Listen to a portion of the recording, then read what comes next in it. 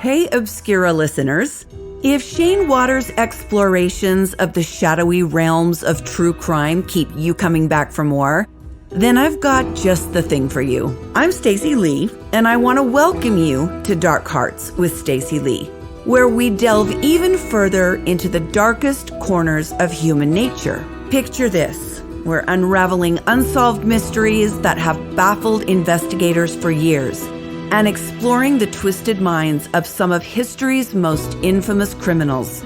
Our episodes are rich with meticulous research and captivating storytelling that will keep you hooked from start to finish. You can tune into Dark Hearts with Stacey Lee on YouTube and on all major podcast platforms. If you're ready to journey into the sinister side of humanity, come and join us.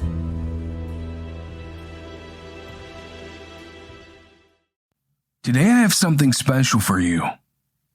This is a collaborative project put together with fellow true crime creator TZ Borden. If you don't already know, TZ Borden is the host and creator of the excellent Tapes from the Darkside podcast, a fully independent investigative podcast that takes you down the darkest roads the genre has on offer. When he asked me to collaborate on this project, I couldn't resist. And what is this episode about? It's about Peter Sotos, potentially the single most controversial figure in true crime. A godfather of the genre, he pushed the boundaries in ways that makes even yours truly uncomfortable. And I can't even say that I fully condone the lengths Peter Sotos has gone. TZ Borden aptly titled the episode, Modern De Sade. What you're going to hear is an expertly edited episode, crafted by Mr. Borden, which runs for over 90 minutes. Much of the episode features a conversation between myself and TZ. And if you like what you hear, go and subscribe to TZ Borden. You won't regret it. Remember, his podcast is called Tapes from the Darkside, not Tales. But his stuff does get dark. You've been warned. With this introduction out of the way, let's get to today's episode on one of the true crime genre's criminally undercovered figures. If you call yourself a fan of the genre, you owe it to yourself to listen and pay close attention. All right, let's get on with it. Obscura and Tapes from the Darkside presents Modern De Sade, a conversation on Peter Sotos. He asked if I wanted to stop by a mutual friend of ours' house because he wanted to pick up some cocaine. He said sure. He asked me if I wanted to go up. He knew it had been a long time since I'd seen Peter. We parked the car and we went up there, and he had 6 of his friends waiting for me.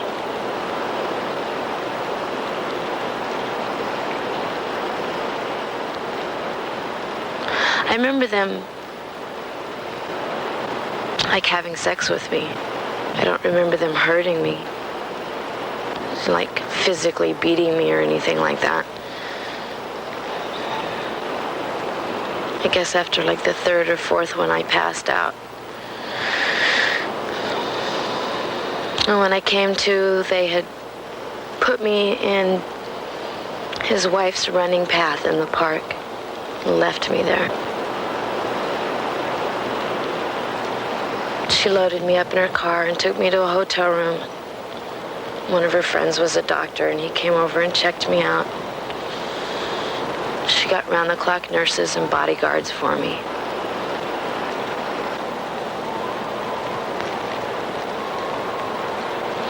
Like 3 weeks later, my eyes got to where I could see. They were still all black and blue, but they weren't swollen shut anymore.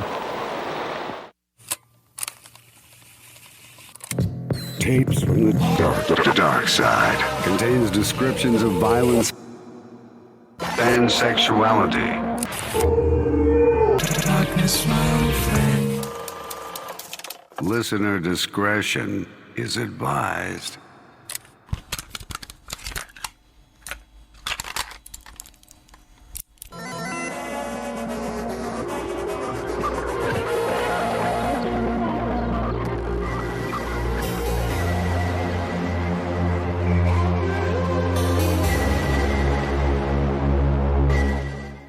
back to the mixtape. My name is TZ. I'm your host. This week we have a raw talk with Justin Drown, who hosts the podcast Obscura. In talking with Justin about his podcast, one of the people he brought up was a man named Peter Sotos, a person I had never heard of. Even though I've more than dipped my toes in the true crime genre, I tend to hyper-focus on one case, and so I don't consider myself a jack of all trades when it comes to true crime. And Peter Sotos is one of those probably many individuals who I had simply never heard of, but now that I'm acquainted with them, I've become fascinated with them and their approach to the genre, probably one of the most unique approaches I've ever come across. Peter Sotos began writing about crime in the 1980s. His first publication, called Pure, in 1984, was the subject of much controversy. In it, he takes a first-person point of view of the sexual predator or rapist or killer, exploring their thoughts in depth in the most raw format I've ever come across. I'm a bit of a horror movie junkie. I'm also a bit of a crime documentary junkie, and nothing in those two genres I don't think I've ever seen, aside from maybe one or two horror movies, comes close to Peter Sotos' writing. It's the most visceral, powerful writing I've ever read. And so after tracking down Pure and reading a few of the magazines, I immediately ran back to Justin and wanted to discuss it with him. And I think the best way you could characterize it is by a novice asking someone a little more introduced, you could say. Although I think Justin himself would tell you he's not an expert on Sotos. He's definitely read more of him than I have. So a lot of my questions might come across as naive. Basically the perspective of somebody who has just discovered the artist and is asking all the questions that have popped up in their head. Now, I do want to say Pure is not the only work that Peter Sotos created. In fact, he's got dozens of entries in his name. In particular, his critiques of the true crime genre were also extremely powerful to me. He has a total disdain for true crime content that is dishonest. And some of his reviews that I've read of crime documentaries, TV specials, and that kind of thing, he just absolutely skewers these people. It's entertaining. It's also kind of refreshing, but there's also just a very deep level of pessimism, of darkness. There's a certain tone in Peter Sotos' writing that is a little bit overwhelming for my personal taste, and I think that might be kind of the point. But I don't want to ramble on too much. I'd rather just play for you my conversation with Justin. I forgot to say, too, the clip that you heard in the beginning of this episode is from an album called Buyer's Market. It was released in 1992 and is basically just a spoken word collage of victim statements. After my talk with Justin ends, I'll play a speech by Peter Sotos, which is one of the first things that got me interested in him. It's him talking at the Pompidou Center in 2012 in Paris. And one last thing I do want to say, if you do decide to seek out Peter Sotos' work, please make sure you're in the right state of mind.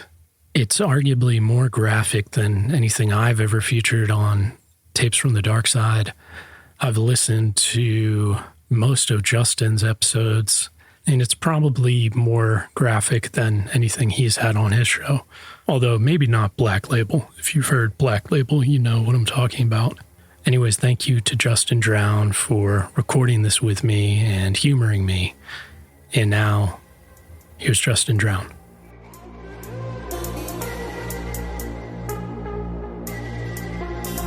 Here with Justin Drown to talk about one of the most infamous personalities in the true crime world, Peter Sotos, who I was unfamiliar with until Justin mentioned him in our last interview for the True Crime Pod Presents.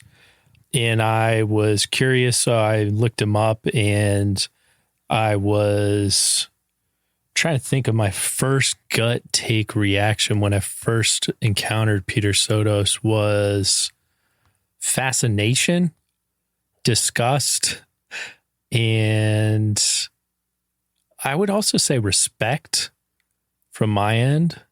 But I want to get, I've only known about Peter Sotos for about a week now, and I've been reading his stuff and listening to some of his stuff.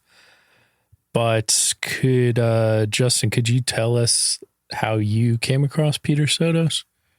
Yeah, sure. So my friends and I, we've always had an interest in exploring different music genres. And he had been getting into various noise music. And this was years ago. I mean, I want to say about a decade ago. And through happenstance, he happened upon Peter Sotos, who, Peter Sotos, he was involved with, I believe the band's called White House, as well as, and we're going to get into this, his other projects that usually are at the very least true crime or voyeurism adjacent. And he told me of this CD. He's like, yeah, I just heard, the absolute worst, the worst thing in history, called Buyer's Market. And it's even on YouTube. And, I lasted 2 minutes of skimming through it before turning it off in disgust. That piqued my interest, being 25 at the time. And later that night, I tracked it down. And I think a lot of people in true crime, they have this similar experience. I sort of found myself falling down a rabbit hole.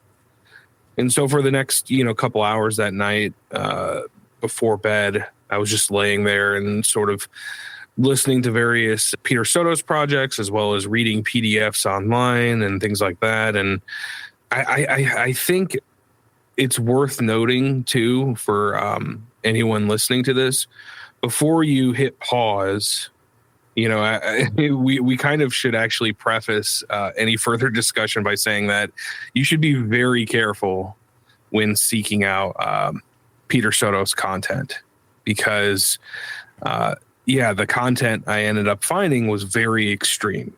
There was definitely a feeling of, disgust and horror that I felt, as well as a fascination and even a begrudging, respect. And so, I guess, when I was 25, that's sort of how I found myself discovering Peter Sotos. I was just looking through a PDF because I did the same thing where I found a torrent of all his PDFs. And there's this one called The Eye, or just called I guess it's a piece about him by Sam Gaines. And one of the quotes from it says, "Beyond good and evil, beyond love and hate, Peter Sotos writes at the intersection of sex, brutality, and crime in the most immediate sense those words could ever hope to imply." And then it goes on. It's just, I think that's an understatement. Even you can't really put into words how disturbing his writing is. Being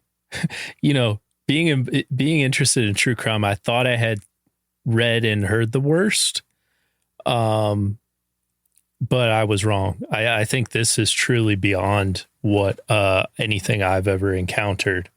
And so I want to echo what Justin says. If you're interested in hearing us talk about it, that's one thing, but be very cautious.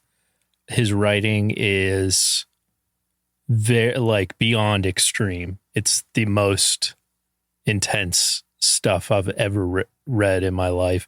And, not because of the extremity, but one of his pictures, I guess we should talk about his controversy and his, I think it was on his second issue of, was it Pure that got him landed him in jail? Yes, it was Pure. I believe it was in 1985. He was initially arrested for obscenity. Upon searching his house, there's really no other way to put it. They found images of child pornography that were meant I from what I gather, he was altering the images to then use for the magazine. And yeah, that caught him with a child pornography charge. And I think that, it's worth stopping and noting as well. When it comes to art in general, being fascinated with art or an artist, or even being influenced to some degree, isn't necessarily signing on everything they've done. Because as well, I will be the first to say it. Peter Sotos, he crosses the line a little too often for my taste. So that is worth noting. So yes, he was, I believe was it 85 he was arrested? That sounds right. I'm actually not sure. But yeah, you brought up too that he kind of reminded you, and actually this article that I was talking about, the Modern De Sade, who was that the guy the 120 Days of Sodom was written by, the novel? Yeah, so there's also an excellent movie called Quills, I think, with Jeffrey Rush. Oh, I haven't seen that one. I always think of just the movie 120 Days of Sodom. Oh yeah, I saw that on Criterion back in the day.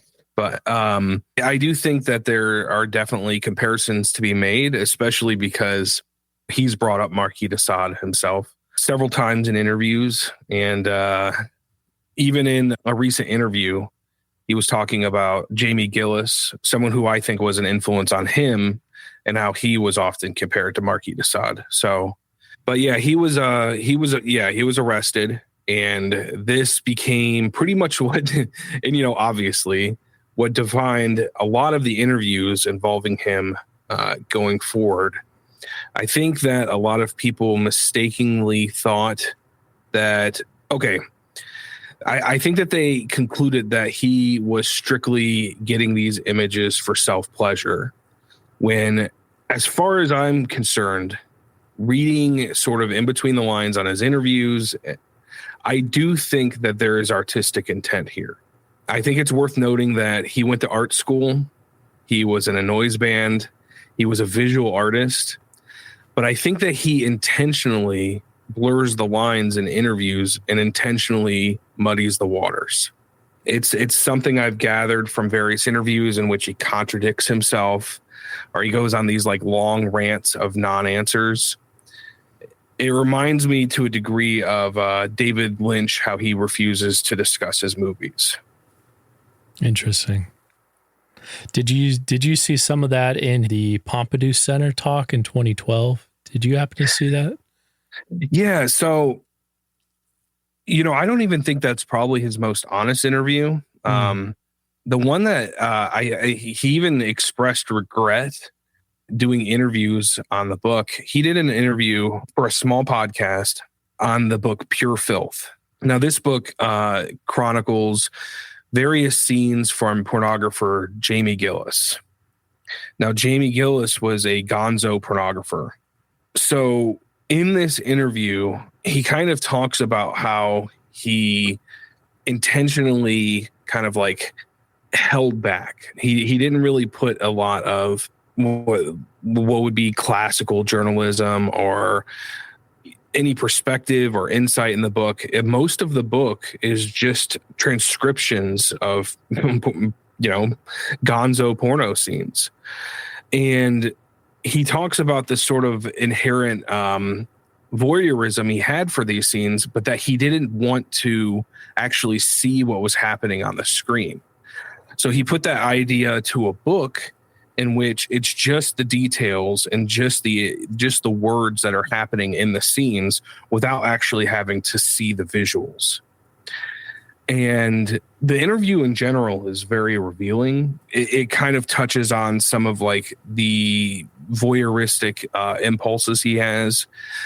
And there's another interview he did where he talked about in his free time, he would put together scenes of, it would be, this is rough to talk about, but it would be, porn scenes from the, some old gonzo filmmaker where men would be coerced into masturbation And then the next scene would be behind the scene footage of journalists coercing victims of crimes into doing interviews.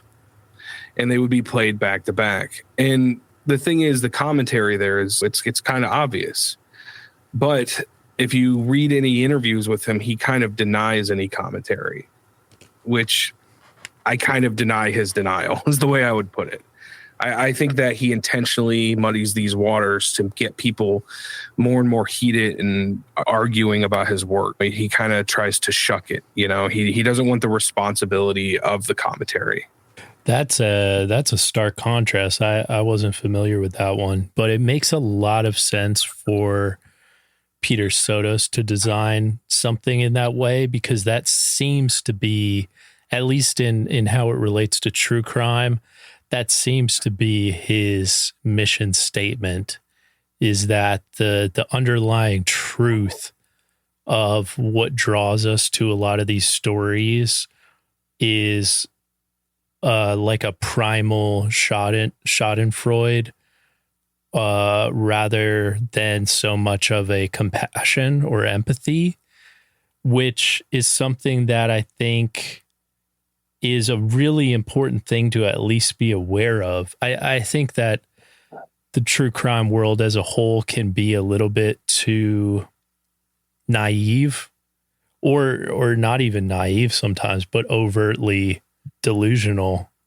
about our role in these cases, maybe, and our ethics around it. And it's like, well, if I'm covering something, I'm bringing awareness to it. So I'm doing a good thing. And is that really true? I really appreciate art like this that makes you take a step back and think about your role as a viewer, as an audience, and as a creator. And it kind of made me do all three. And that's something I've always been, in making my podcast, it's something I've always been try to be conscious of. Like, how am I creating?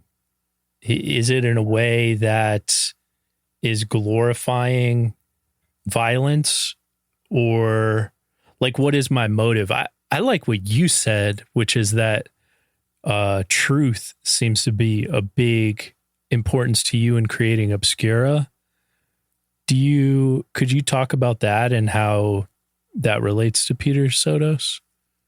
Yeah. So, for anyone that's uninitiated and hasn't listened to some of the Peter Sotos CDs out there, there's one, for example, one of the more infamous ones. It's called Buyer's Market, and it's a mixture of a lot of things. And some of them are victims talking about their experiences.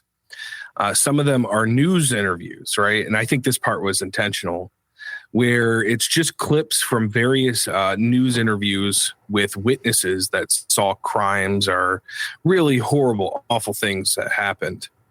And what's interesting about that CD is that all of these slices of audio are from publicly available sources, right? I think that this, in some ways, is maybe the album that influenced me the most, right? Because the only thing that's missing is the context. And I think because of that lacking context, people are revolted by the audio. But when you really think about it, that audio already existed. It was already put out there to turn a profit and make money. All he did was slice it and rearrange it and make sort of, the mixtape from hell. But the thing is the key word there was context. And it really does make me think, like, when I'm browsing Twitter and I'll come across a video in my feed and it'll just be people fighting, right? And then you look up and there's that little text there and it says, oh, this person, I don't know, talked trash on his sister or something. And it's always like the winner, right? Like, so like the winner is validated in fighting this person, right? But without that text, it would just be pointless violence in people's minds, right? But the thing is you start to question, even with that context, I mean, it's still violence. These very large Twitter accounts are still making, passive income from this violence. And a lot of times, like, I've looked into it, several of these accounts are just lying. They put fake context, on the Twitter feed. And so I think that's sort of what separates, like, what people view as true crime that's okay and true crime that's not okay. And it's interesting timing, too, because there was a big controversy. A true crime creator, I'm not going to name her, but she was offering just, from what I understand, the case file that included autopsy photos of a child for sale on her Patreon.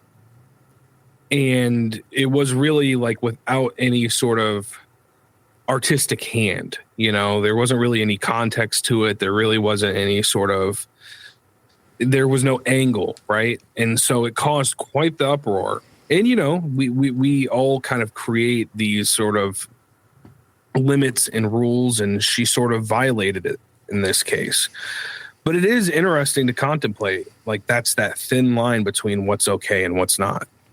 Yeah, it's I'm glad you brought that up. There was, as Justin said, I believe it was two. One was a large creator, one was a smaller creator, and mostly on YouTube, but I think they also had kind of true crime podcasts as well, or maybe their YouTube was just kind of like a true crime podcast. I listened to the one larger creator's apology, and it's funny how we're talking about context. It sounds like there was some missing context. It sounded like it was a case that she had covered on YouTube, and she didn't want to put anything that the family could come across, accidentally on YouTube. So she wanted to cover the entire case file on Patreon in more detail. I believe it was a live stream, like through Patreon, if you can do that. Maybe it was just a video. And within the case file, when they were reviewing it, was autopsy photos. And she said also that there were no nude pictures, which was one of the big details, was like nude autopsy photo. But it kind of felt like, and I might be off base here, but my reaction in all this is that true crime has unethical creators who just seem to want to come in, cash in off of people's tragedies. And we all have this probably morally righteous reaction that's not necessarily a bad thing towards those kinds of people. And I think this was a little bit of a scapegoat or a whipping boy type situation where this person was a very convenient outlet for that righteous anger. And she did cross the line. I think so. Like, I think showing autopsy photos and selling it on Patreon, no matter if that's how you're marketing it, is a little bit of a gray area. But it seems like a little bit of an overreaction, like people calling for her Patreon to be deleted, which I think it already was. People want her entire YouTube channel deleted. I'm not sure. I think that might be a little bit of a energy in the wrong place in my. Yeah, I'll be honest. One of the reasons why I didn't mention their name is because I'm not fully familiar with the situation, so I haven't really, provided much comment on it publicly or anything. I do think it was interesting timing considering this discussion, and I guess whether she provided the context or not, I guess what mattered in the end is that the general public didn't get that context, right? And it sort of falls under the umbrella of what we're talking about here with Peter Sotos, because the sort of thing that is carried throughout his work is there's this really disturbing sense of voyeurism. And what'll happen, though, if you take the time, and it's very difficult, but if you take the time to read through some of the work, it gets you to start asking questions about yourself and why you indulge in some of the things that you do and some of the media and some of the videos that you do. And it starts to make you ask yourself if you're sort of engaging in this, this game of like, oh, well, yeah, what I'm doing is right. And what I'm doing is, okay. And it's great because I'm providing this context and this empathy, when at the end of the day, you really should be questioning, what comes next, the aftermath, right? Like I've personally made it a point to cover as little as possible in the way of mass shooters. I did touch on a certain mass shooter where I didn't even list their name in an episode, but it had more to do with the sort of 4chan rabbit hole that a lot of these mass shooters have fallen down. And so it was more so about that than the shooting itself.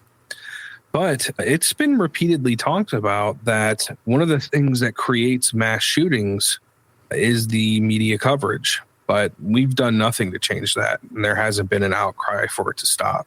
Yeah, that's a really good point. I think I have seen a little bit of like a push. Maybe it doesn't happen in the big cases, but I feel like I have seen less naming of mass shooters.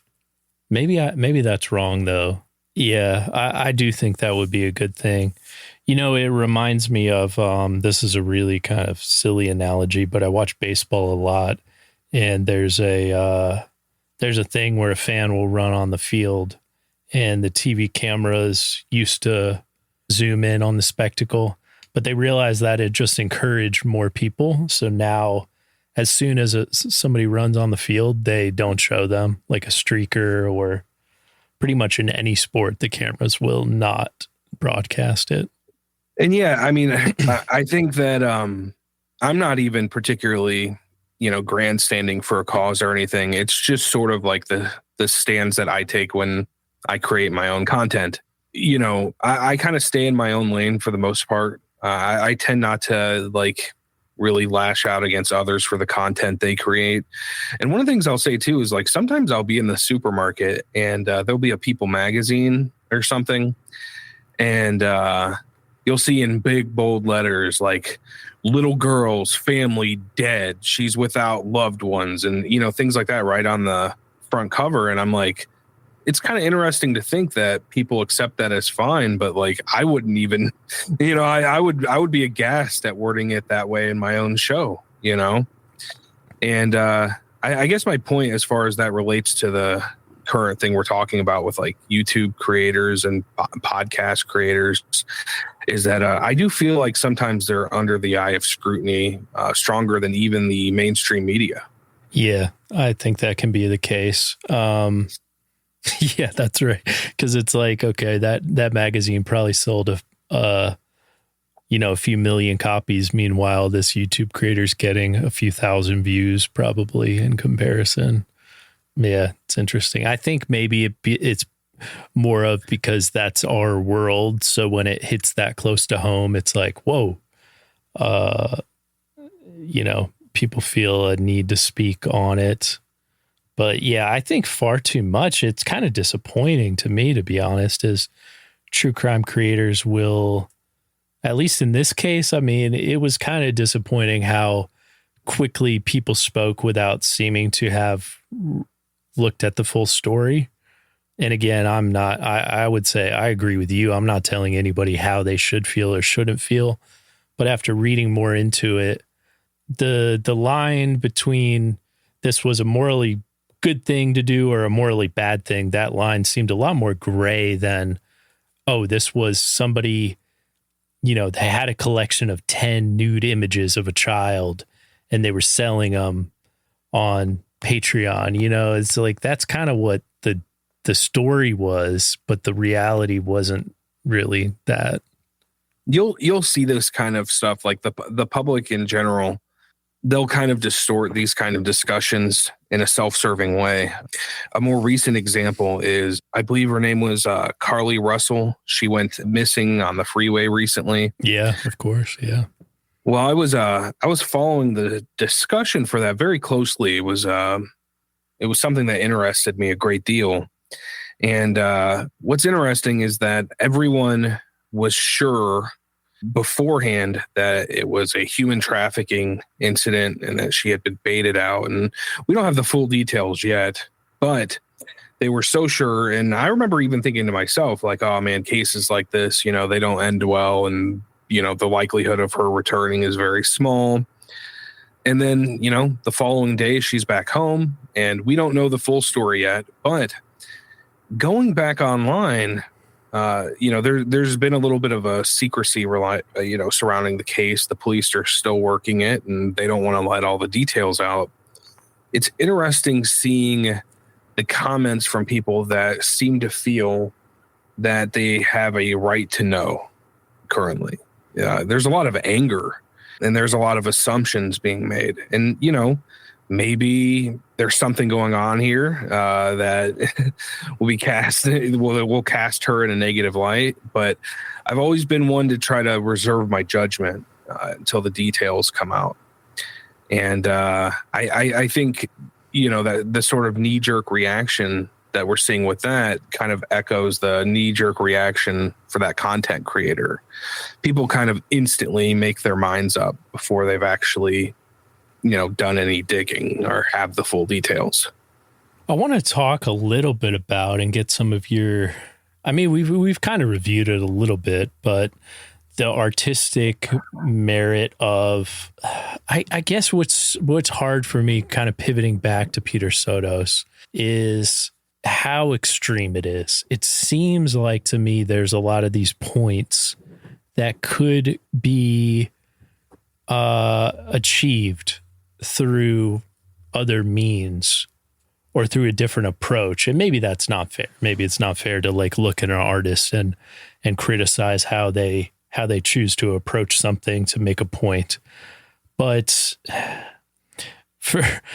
I kind of want to maybe get into like some of the worst Peter Sotos stuff. And you know how we talked about how we can agree with artists, but maybe not everything they do. And I think we all do this, right? With Hollywood and movies we watch, the directors we watch, the actors we watch.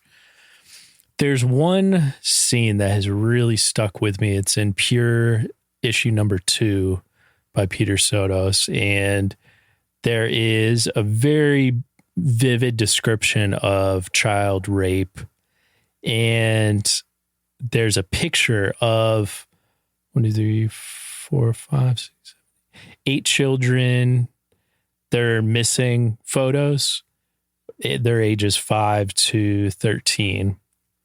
And I'm not sure whose penis this is, but there's a fully erect penis ejaculating. Almost kind of like the collage is made so the ejaculate is like on the children's faces. And this image is so shocking and inappropriate, especially when right next to the description of rape. And the description of rape is so vivid. It's unlike any other, you know, you read rape in a Stephen King book or in a fiction book or even in a real book. It's nothing like this. This is the most brutal description. And I'm wondering, I mean, I can see like some of the artistic arguments here. Like we've been talking about media and that. Do you think this is one of the cases of where the line is pushed, or how do you like process this kind of part of Peter Sotos's work?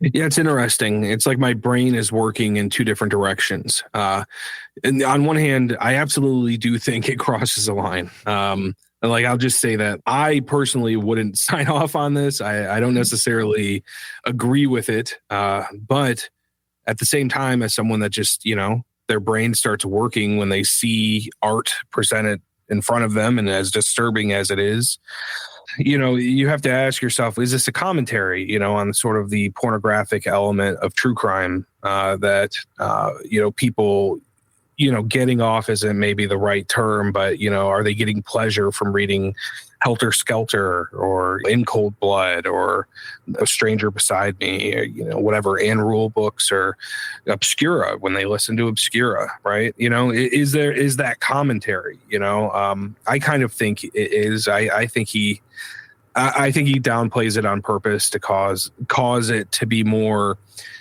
confrontational and confusing and get people angry. I think it's intentional. But yeah, no, I do think it's very confronting seeing that. It's upsetting. It's disturbing. And I couldn't imagine being in the mindset to make that. But at the same time, what's worse, right? I covered, it's going to be more episodes, but so far there's 2 episodes I've covered on sort of sexual abusers in the world of science fiction, right? There's a lot of science fiction writers, like a shocking number of them that have been involved in this. And not only have they not been called out, there are some of them still working today. And there's one in particular who has students that he hands pro-pedophilia literature out to. And so, like, what's worse? Is it worse to see the confrontational sort of like in your face, like haunting imagery like that? Or is it worse to have sort of seductive language hidden in mainstream science fiction novels to sort of seduce readers' minds into thinking certain things are okay, right? Is the sort of overt extremeness of Peter Sotos worse than the subtle, subversive pro-pedophilia literature that's hidden in mainstream writing? Yeah, I'm thinking of like Lolita. What's the other one? Leon the Professional. Leon the Professional. I mean, it's a great film. So is Lolita. I mean, both versions, or probably there's 3 of them now, but it's pretty inarguably trying to normalize, or at least it presents it in a kind of romantic, seductive way, a relationship with a child. Yeah, and there's even recent stuff. Vanilla Ice once released a track called "Having a Roni" that was about sleeping with underage fans backstage. This stuff is like surprising. The BBC, they covered for a lot of sexual abuse, and when pressured on it, they just completely noped out of the discussion. Said, we're not going to talk about it. Jimmy Savile being one of them, but he's just part of the iceberg. There was a lot more going on there, and these guys were in plain sight. And you have to wonder, like, what they were kind of subversively laying down in their entertainment. Yeah, I don't know. It's kind of tough. Like, it's hard to decry something that puts me off. Like, I can't even, when I read like Sotos, I can't even finish paragraphs, like I have to look away, and I almost find it worse having the stuff hidden in there, I guess is the way I would put it. Yeah. I think too, there's an honesty in it that, like, okay, I think here's how I would take Peter Sotos. And again, I'm kind of like, this is the non-expert opinion who hasn't really studied enough of his work to really have a firm opinion.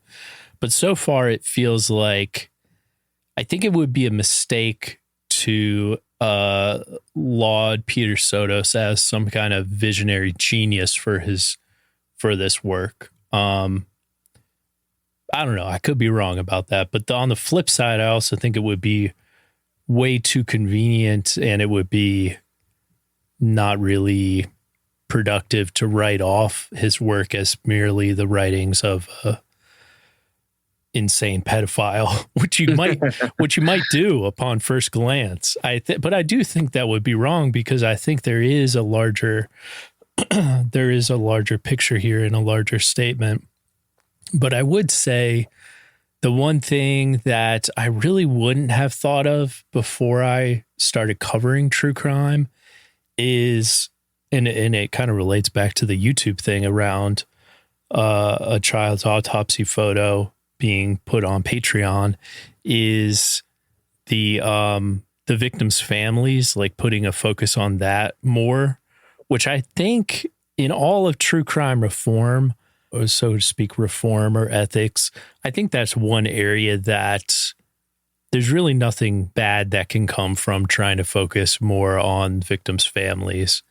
And, you know, just like putting a missing child's face next to a ejaculating penis, like, poof, like it's just like, if I were a parent and happened across that of my own child, like it would be, not to say, but that's the other thing too. If you kind of have to seek Peter Sotos out, and you don't have to seek out the picture in the grocery store with the crying kid, like you were saying. That's almost, it's subversive, but it's almost more offensive because it's selling a lie. Like, you're doing something good by reading about the pain of this family, you know, and it's like, well, how, why, you know, so yeah. Anytime I try to see this again, this is the conundrum of Peter Sotos, is anytime I try to make a statement about him, I find myself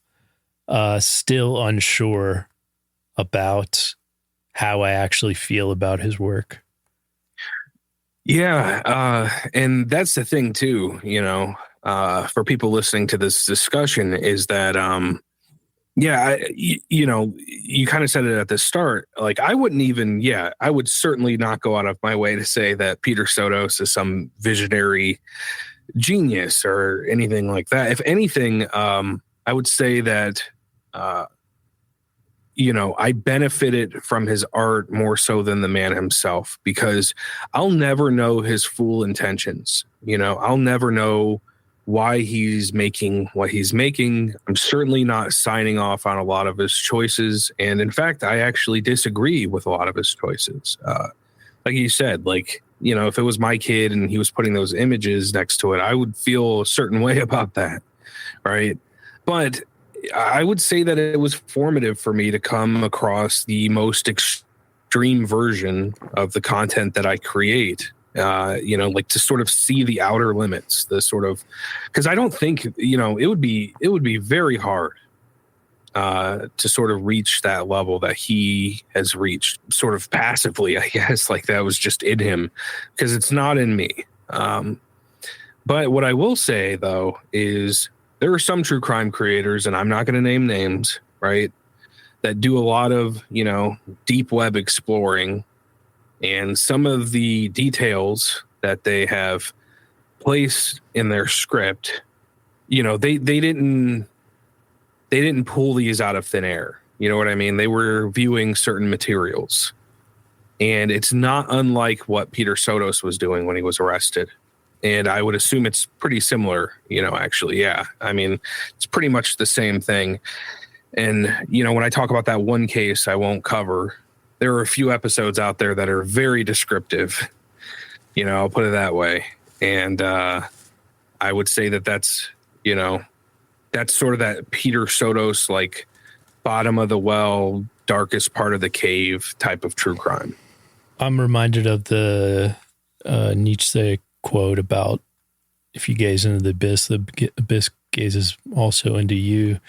It's a dangerous game, even with reading Peter Sotos stuff. I felt an internal way that I have rarely felt even by reading about true crime cases.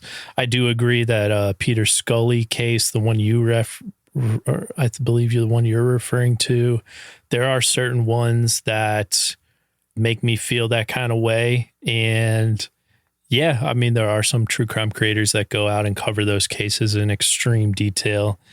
And they probably aren't listening to this, but anybody who does, I mean, I'm sure there are people who listen to your podcast that want to podcast one day. I mean, I know there's a couple of my fans that do want to do true crime podcasting. And I would just say, you know, yeah, just be cautious covering those cases, because It's like you said that you almost felt like you got PTSD from covering, I forget her name, the one that we put on the True Crime Pod presents. Hey, Kaylin Nicole Davis. Kaylin Nicole Davis, yeah. And these more extreme, I almost wonder if that's what might have happened a little bit to Peter Sotos, is, unless he is a straight up psychopath, which I don't think so. I can't imagine like dedicating that much time and effort into a project that's so focused on the bottom of the well content. I'm concerned for his soul and anybody's soul who is that focused on that much darkness, or that extremity of darkness, I guess. Yeah, and I would say, I've scraped my toe at the bottom a little bit a couple times. There's that Black Label episode 2 on the porn industry, and the one I did on the animal crush industry as well. I would say that's about the closest I've gotten to that sort of like Sotos level material. And even after I released those episodes, I was like, man, I need to do some reflecting, and that's the thing, is that I think as well, finding Sotos, work, I even like hesitate to fully call it art sometimes because it's so voyeuristic. It also taught me my limits, and when I started creating true crime, I always wanted to inject, a sense of empathy. But then, Sotos fans, he does have fans out there, they would call that empathy self-serving. That's their argument. That is self-serving empathy and nothing more, right?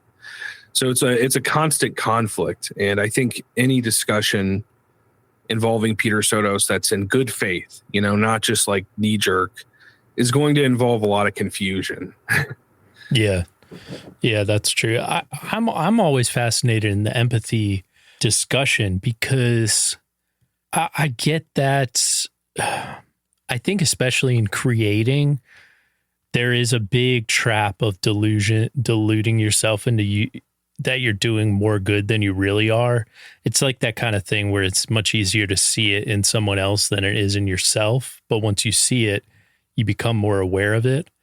But I wonder, do you think empathy has an intrinsic goodness or like benefit for society?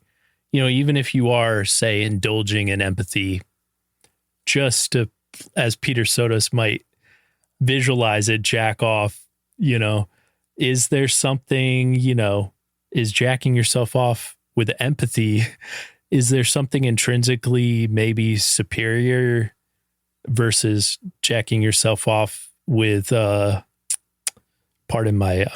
using the most,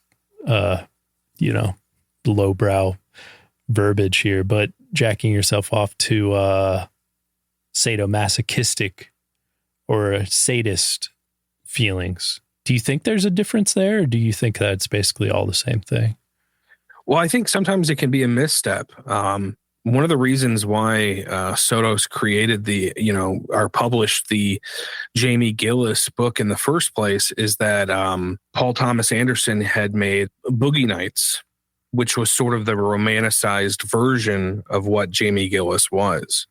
And so the Pure Filth book that he made on Jamie Gillis wasn't, an attempt to sort of set things straight, right? And it's just a voyeuristic book that doesn't really have anything to say and just shows things as they were. And so there is an argument to be made at times that, it's a tough thing to juggle because, for example, the Jeffrey Dahmer TV show that came out, they actually cut things out from his childhood and even sort of changed some of the facts. In school, he could actually be quite popular at times. He was considered a bit of a class clown and a stoner. There were pictures of him like acting like a goofball and stuff. And I think in the show, they sort of played up the idea that kids sensed that he was a monster from like an early age. And, maybe that's for the better though, because to the public, it makes him less cool. But then you have that debate. Well, yeah, that's nice and all, but it's not the truth. It's not the reality of what actually happened. So, yeah, I don't know. I have like an internal struggle sometimes on whether detachment is sort of the right way to cover true crime, or injecting that layer of empathy into the way that you cover it. It's a tough philosophical debate. It's almost like Peter Sotos sees true crime, the true crime world, and maybe just media in general, as taking this shortcut to the Disney fairy tale Hollywood ending where everybody's united and you feel empathy and, you know, all the good things. And he sees that as a betrayal of truth. And so instead of using the truth to kind of achieve a similar end, he uses the truth in just the most raw, brutal way to just bash you over the head and say, no, you idiot, that's not real. And he has such a seeming, and maybe that's what's so disturbing, is the complete lack of regard for the end goal. Will this corrupt somebody's soul? Will it make them a better person? I don't care. Here's the truth of the brutality of these crimes. And if you want to see the truth, this is what it is. So in that sense, I can respect that, even though it's repulsive and it's grotesque. It's truth. It is, you know, child molestation and child rape. There's nothing glamorous, or, I mean, it can make you feel empathy in the same way that watching somebody get their head chopped off can make you feel empathy. It's brutal. It's grotesque. It's horrific. And, yeah, Peter Sotos just bashes you in the head with it with no regard for your well-being or his well-being or society's well-being. Yeah, I do think that there is something to that, you know. I do think that it's one of those things that I do have a begrudging respect for. You know, I experienced child sexual abuse when I was a kid, and his work is like the only thing I can think of that really catalogs that like horrific experience in a light that like really exposes how terrible it is. And like I said before, no one can really fully know Peter Sotos's intentions, right? But the thing is if you ever heard of the term, death of the author, this work, it doesn't exist in a vacuum of just Peter Sotos's brain. The reader's going to extract meaning from it. And, I almost think it's impossible not to. And so depending on what you extract, you're going to have a certain reaction to it. And let me tell you, if you Google his work and you go to places like Reddit or other forums, the opinions are all over the place. And so if Peter Sotos's if his desire was to intentionally muddy the water and intentionally be as vague and cause confusion with his work and as much of that as possible, then, he was successful. There's a quote that relates back to that a little bit, but it's one that stuck with me from his Pompidou Center talk, which anybody, if you've listened to this, you probably have some interest, and it would probably be unrealistic to expect you not to start Googling Peter Sotos and trying to find some of his work. But maybe before you do, I think his Pompidou Center talk is at least maybe a little taste of just his personality before, and I honestly, I would strongly caution if you haven't listened to Justin's Obscura, Baki, or Crush, listen to those first. And if you can't get through those, don't read Peter Sotos, because it's that type of extremity. There's this quote: "I don't think art is a conversation between the reader and the creator.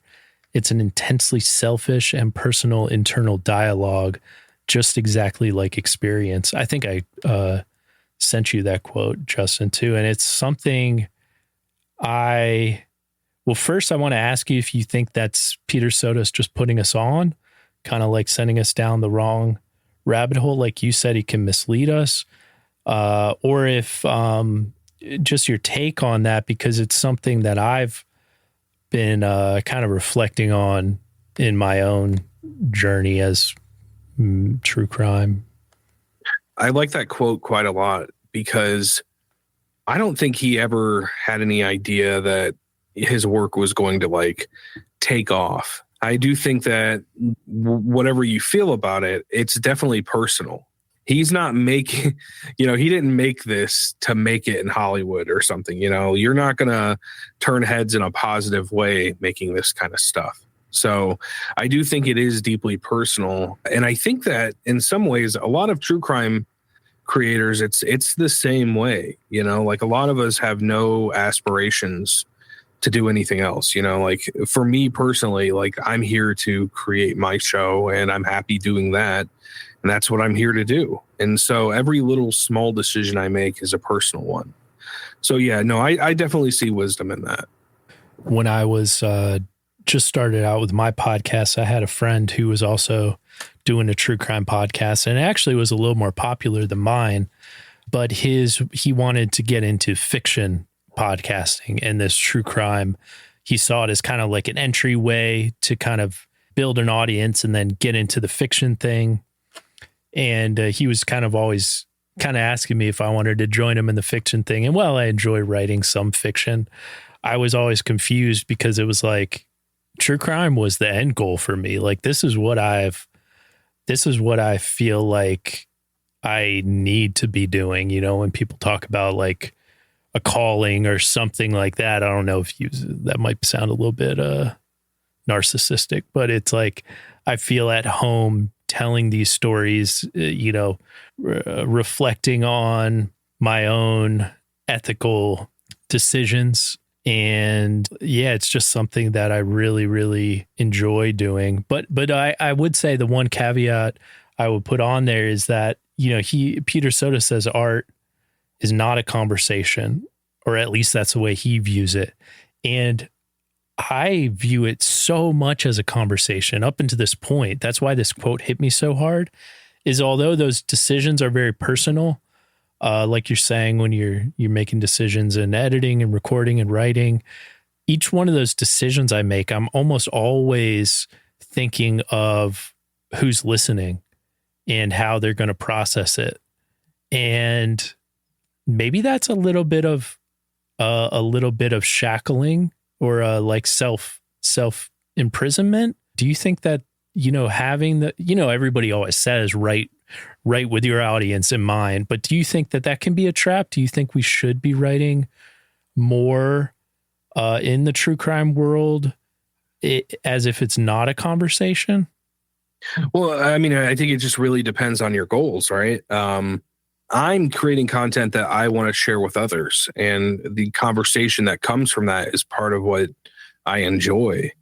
The difference is that, Peter Sotos is creating art as voyeurism.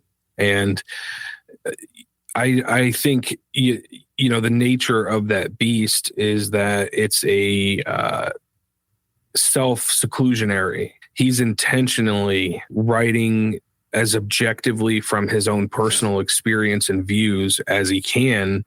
And I think that when you do that, right, put it this way, you and I, having had this conversation and probably other things we've spoken with our audiences about, they can understand where we're coming from.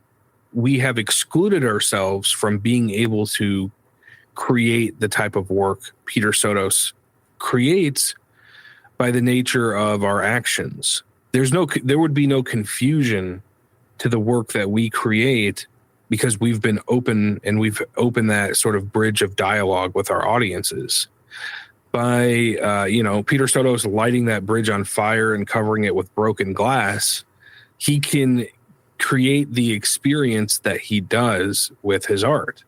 It's that sort of cutting the audience off from what he's actually feeling or thinking and muddying the waters that allows him to kind of shock you and question what you're reading. Every sentence, every single sentence, you're jumping back and forth. Like, is this a social commentary or is this a disturbed man?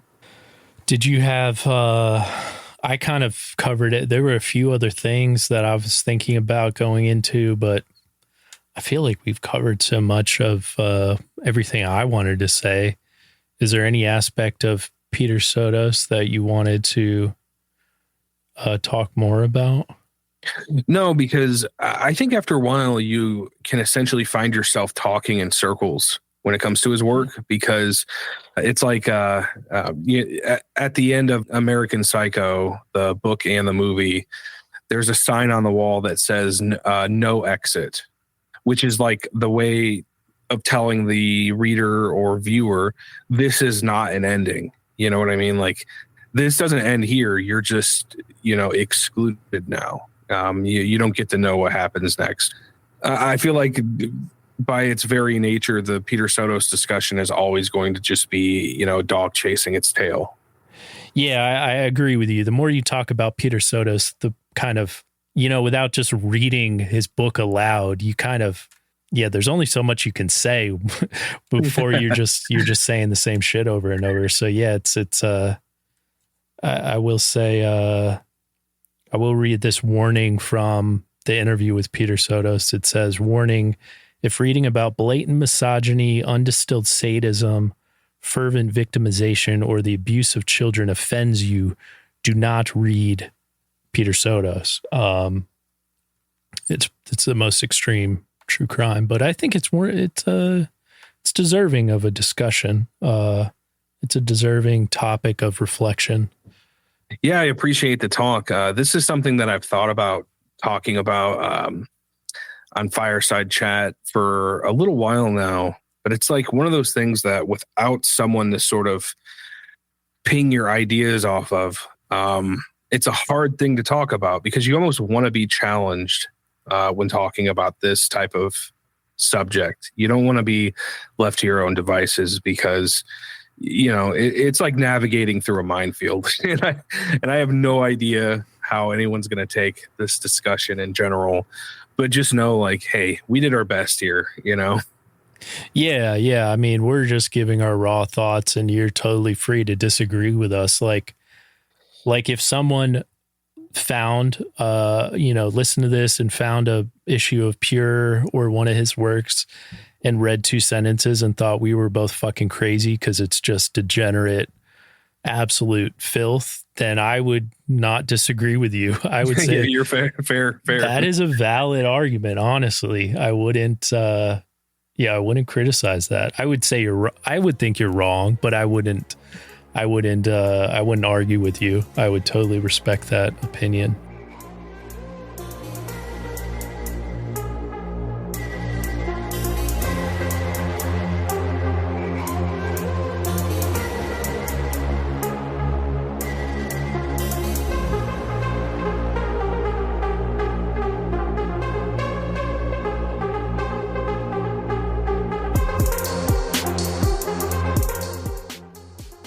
I really don't want anyone here who's didn't know what they were coming for, yeah? First of all, I suck at this. I get obviously fairly nervous. And secondly, I don't think you need to see this. If you don't have an interest in the subject, it gets contentious. And on one hand, I worry about sounding dangerous, like I'm full of myself. And on the other hand, I just worry about pissing off people who don't need to fucking be here. So it's so bad, my own neuroses, that I want to thank some people here, but I don't know whether to do it. Because people complain, and I sound full of myself, like I'm a fucking egoist. But then they get in trouble too. I've had so many fucking books pulled. You can't sell fewer copies than me. And yet they still get in trouble. So just please, do you guys know what the fuck I do? It's just, I'm not here to be provocative. And I really do want to say thank you to the Pompidou, first of all, for like putting up with this shit. And also Dennis Cooper for, see, I feel like I'm blaming him. I really appreciate his interest and his kindness. And Pierre Dort is the reason I'm here. He asked, and so, sorry. Je suis désolé. Okay. So I'm going to show these slides of my archives that are just basically newspaper clippings I've put over things, and I'm going to try and read this as quickly as I can. And you have little prayer books there, so follow along. A finer definition of pornography is an act, an applicable idea that exists between identification and indulgence. As a conversation, it's an apology. More literally, it's a building. Men alone in appealing groups don't make themselves less lonely. Mid-level desperation doesn't last long enough. Like aesthetics and the news, pornography requires smaller personal definition. It's too serious, too perpetual, to be reduced to relief, joy, torment, nature. Divestiture merely slows the quick subjective monologue working hardest to destroy objective worry. According to Genet and Sartre and Genet, I'm from Chicago, and Sartre and Genet via Lang, there's two fantasies at work while one masturbates. The jagoff becomes the viewer and the subject all at once, all at one time. Hope that uncontrollable thoughts can crash and attack, and the choral reality that as many names as I can burn into a single focus, chosen beforehand, can be imprecised again. Conceptually, empathy is located to be exploded personally. Respect and compromise skinned forward a priori. Decisions are cheap, tolerance is sexually dismissed or sexually stupidly snide. As such, I wouldn't think that the slides I'm showing at this side and speed are secondary to my rambling. And I realize my questionably private tautology belies any explanation as transparent, judicious fumble. The employable definition of dignity, as allowed by internecine autonomies, never extends quite past defensive ploy. Stalled consistently all over, only ever cute vulnerables. Voila.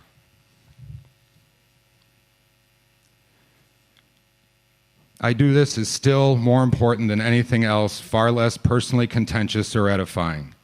It'd only be rehab to say that the subject chose me.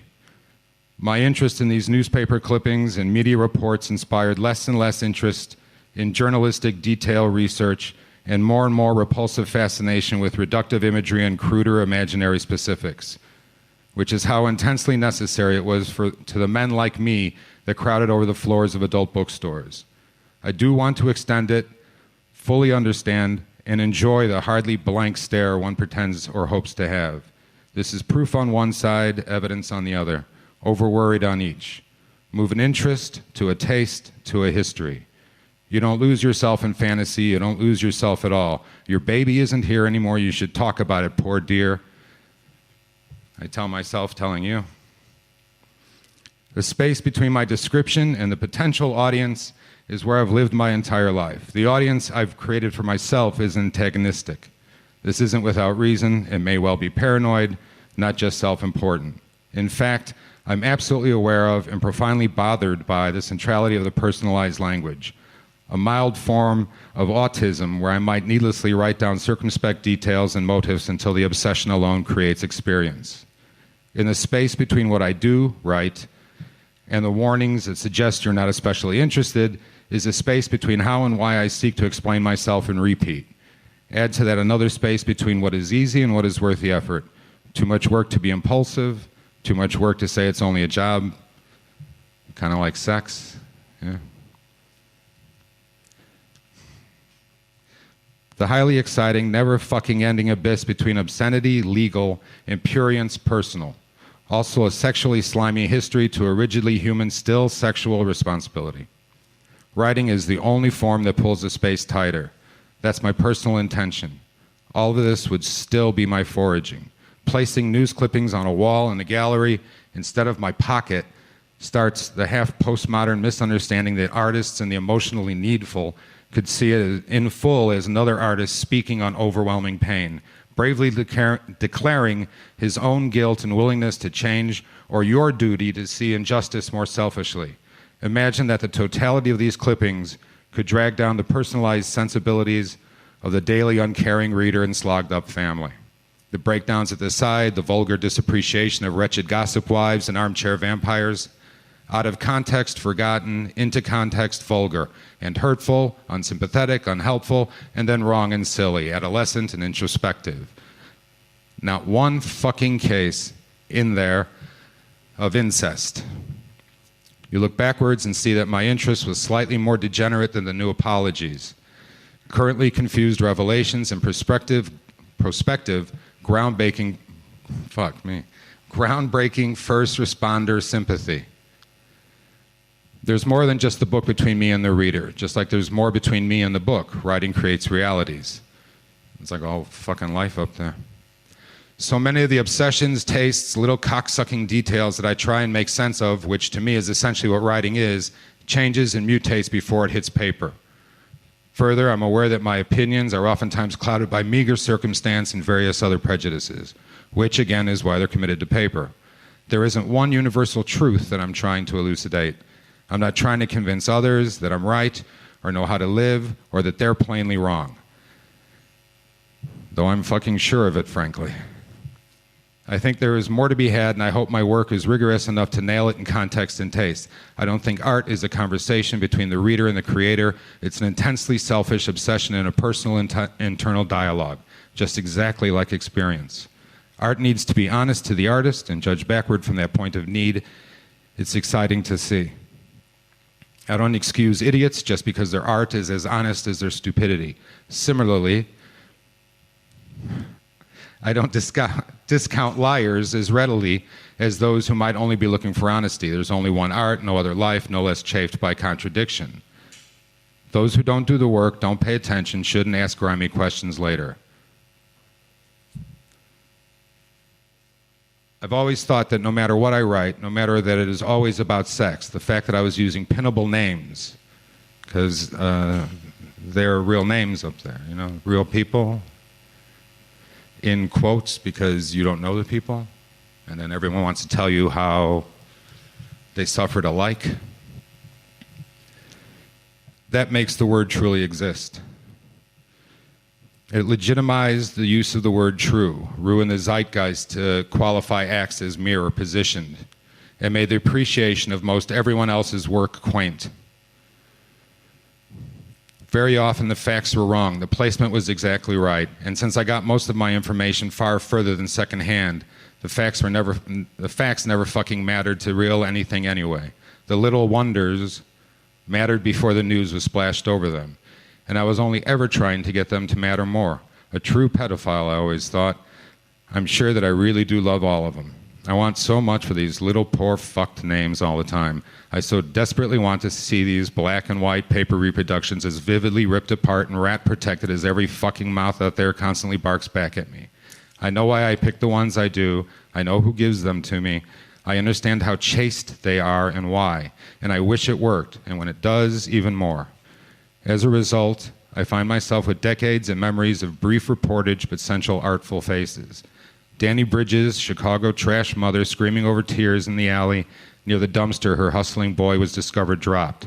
Result being then, I've stopped listening to those who only imagine language needs to be broken apart and played with to delineate the exact same fucking emotions.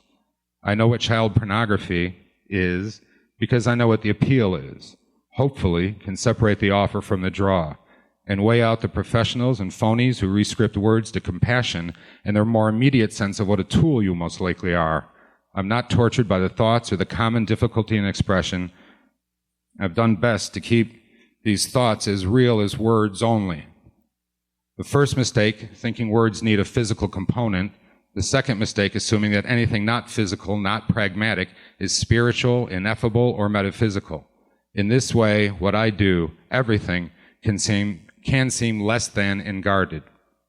All of this doesn't require such a small amount of understanding from the observer to have to penetrate it physically. Language is smashed to its inadequacies and inequities in courts and legal tests. Not in clever, creative, imperfect sales. There's another space. This one being the two-tiered psychological definition of treatable pedophilia. Being any poor dear who suffers from persistent and recurrent thoughts concerning the sexual desire towards children. The worth of the condition lies directly between nag and experience, as if one experiences what one desires, raped children to a wet, stupid kiss that lasts forever. Anything else that happens after the thought, psychologically speaking, is suffering from something other than pedophilia. Sociopathy, malignant narcissism, convenient lucky fucking trauma. I need to explain myself, and I swear I already have. And these explanations don't sound desperate enough, or too obvious, too thin. I can tell you why it's children in these clippings. And my imaginary therapist cum foil will tell me what a little nature in you means, a little charm and patience and satisfaction, given luckily forward as an eventually extinguished promise. That sex is more natural than violence, and we need to split the two into legal and troll, monster and owner, fiend and griever. My doctors allow for a right to sex and its desire, and insist their condescension isn't as insulting as their promise is. I can make myself miss them too. I can't fucking wait to get rid of it, as you do with pornography, which is not an analogy. This shit that gets called my archives has never been precious, which, as an insult towards and a definition of the people that are named and cheaply, quickly described in astounding numbers but not types within, seems essential to what I'm missing in the now obligatory social sense. Every clipping has a name. Parables won't work. I've represented them here and before with aggression, with insult, carried from one booth to another like a scrounging anything cocksucker. The pretense is context that can't reflect purity, but purity is impossible, not even chivalrous. I know this from artists, not floor wipers and wife hiders, cheap strung-out youth and old fat lonelies. Exciting, excoriating, and expansive, but not illuminating. It is pejorative when realized as next best. Lionel Manns, Antoine D'Agata, Andrea Dworkin, Lou Reed, Dennis. Don't require me to finish their work for them. I'm not bringing my own tired filth to their work and can't find quite the necessary dearth that I do there and here, where I spend the entirety of my time hallucinating if lucky.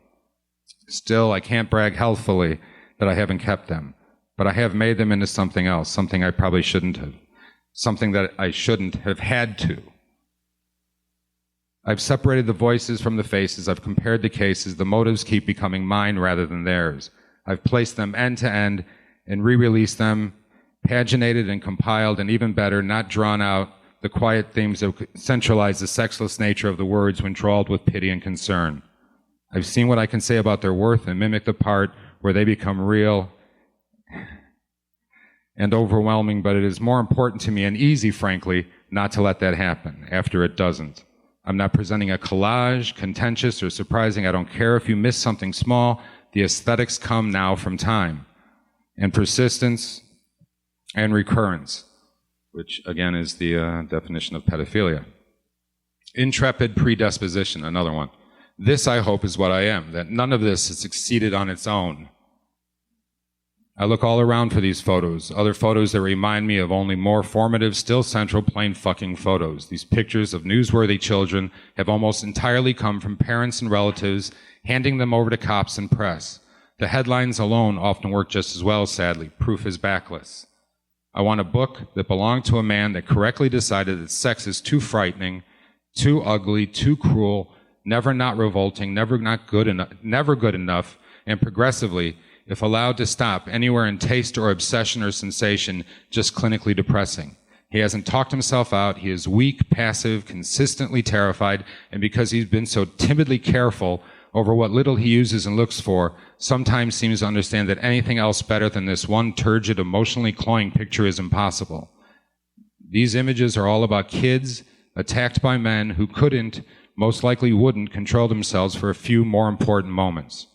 Sex is central, not children. Not that I want to deny the focus. I know what shelves and price groupings to avoid by now. Booths with signs that limit entry by age and gender, and if you're lucky, price and experience, like Rue Saint-Denis. Created for this absolutely base understanding of the briefest, prurient, subtle. I've taken, for more than an expository or dialectic example, these clippings and stuck these photos of smiles, not pictures of smiles being raped necessarily, into adult sexual situations where children and even thoughts about children are not allowed. For whatever sickness, I thought my kids belonged there. But it's my name on the acts, my mistakes, my joy in what is found directly focused and wanting and miserable on what little I know has happened. The ones that aren't sanctioned apart and officially proscribed. The ones that the runts above me allow and shrug their shoulders piteously, if not derogatively, are the same fucking phonies that own a despicable luck. And yet I agree that it's a mistake. Every single clipping does this to their unreal, tiresome, safest best. They, which they are not, do not exist without me. I'd prefer to answer that this is what happens while I masturbate, in public. That all of this has been created secondhand to what I only wanted to watch for 5 minutes of yanking. A moment where I recognized myself, as if that recognition was the tertiary plus. Pictures of children being barely forced to lay compliant, needy man of enough age difference to suggest better intentions than irresponsible, primitive disarticulation. Run through a sedentary brain that stares at pretty, pasty children, stripped of fucking knot, and worthless sexual loss. Ideally, I'd like the child's words. This is impossible. The child has nothing. No words, no stories, no result, no fantasy blurred life to excuse yet. I tend to pick the younger ones. It's a homosexual work. Every single clipping and photo background is my bore into old men masturbating onto themselves, loosing themselves onto others. Add them all up, and I haven't picked one sensible argument in favor of sexual expression or unique sexual constitutions because I have yet to see one. These were compiled from print periods that kept to a pretense of news over self-celebrity opinion. The information was harder to get, and the facts less amplified and ambitious, though never more reliable.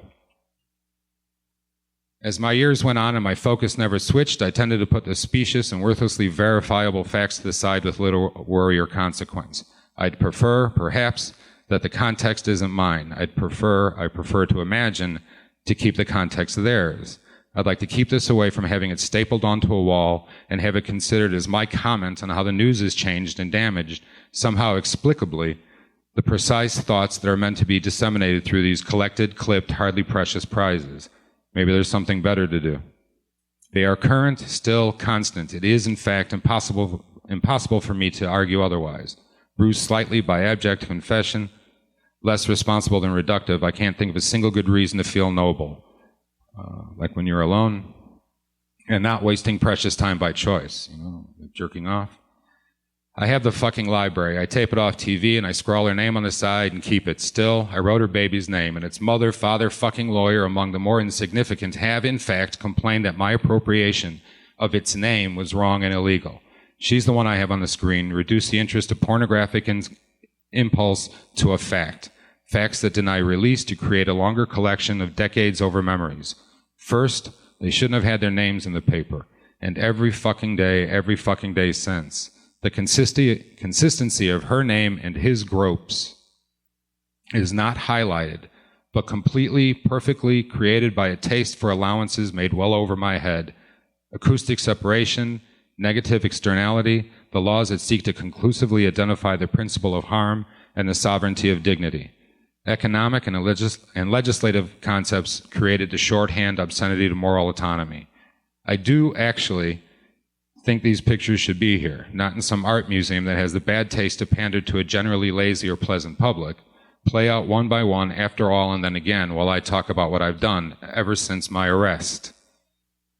And more importantly, since the very first time I saw what either I wanted to see or didn't fucking know how really terrible it was, but at least you have some proof in legalese, because there's court records. In fact, that not only did I see it, but that I went looking for it, no matter what I say. I won't accept that the search took over as the obsession, the same way as I don't see the wider work they've done as merely wanting to while away every night away from their noisy daughters and wives. This is better and closer to what they get, or what they say they want instead. Voila. So, if you're not bored enough, excited enough, I'm going to show this film, yeah? And the film is just some kind poor person. The film is really just TV edits from TV, yeah. But it sort of moves, and I tried to take the children's voices away from them. So there's a tendency to see it as sort of American vulgarity. God knows why you'd get that idea. But it's less a comment on the news and more a comment on the thoughts that sort of go on and on and on. So merci beaucoup. I'm going to go have a cigarette.